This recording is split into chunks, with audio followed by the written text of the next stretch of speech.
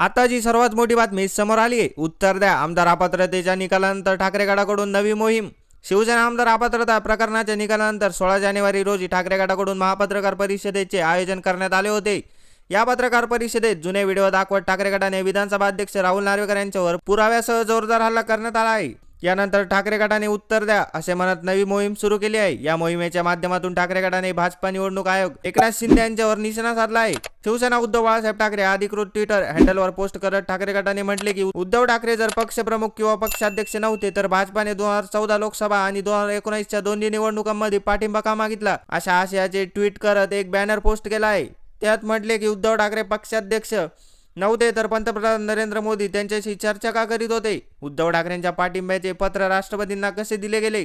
उद्धव ठाकरे यांनी उमेदवारांना दिलेले एबी अर्ज केंद्रीय निवडणूक आयोगाने कसे स्वीकारले. शिंदेसह अन्य नेत्यांनी उद्धव ठाकरे यांना दिलेले पदे कसे स्वीकारले, असा प्रश्नांचा भाडीमार केला आहे. आमदार अपात्रता निकालाविरोधात ठाकरे गटाने मंगळवारी सरदार वल्लभभाई पटेल स्टेडियम NSCI वरळी मुंबई येथे महापत्रकार परिषदेत घेत जुन्या व्हिडिओच्या माध्यमातून पुरावे सादर केले होते.